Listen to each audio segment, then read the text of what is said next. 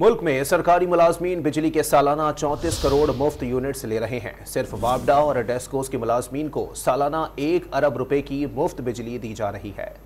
ایک طرف غریب اور متوسط طبقہ بجلی کے بھاری بلوں سے پریشان ہے تو دوسری طرف سرکاری ملازمین اربوں روپے کی مفت بجلی کے مزے لے رہے ہیں۔ ذرائع کے مطابق پاور ڈویژن نے گریڈ 17 سے 21 تک کے سرکاری افسران کی مفت بجلی ختم کرنے کی تجویز دے کر بڑی واردات پر پردہ ڈال دیا ہے۔ ذرائع کا دعویٰ ہے کہ 15,000 ملازمین کی مفت بجلی ختم کرنے سے بڑا فرق نہیں پڑے گا۔ ٹیرف میں بڑے فرق کے لیے تمام سرکاری ملازمین کی مفت بجلی بند کرنا ہوگی۔ دستاویز میں انکشاف کیا گیا کہ گریڈ 17 سے 21 کے 15,971 ملازمین ماہانہ 70 لاکھ یونٹ مفت بجلی استعمال کرتے ہیں۔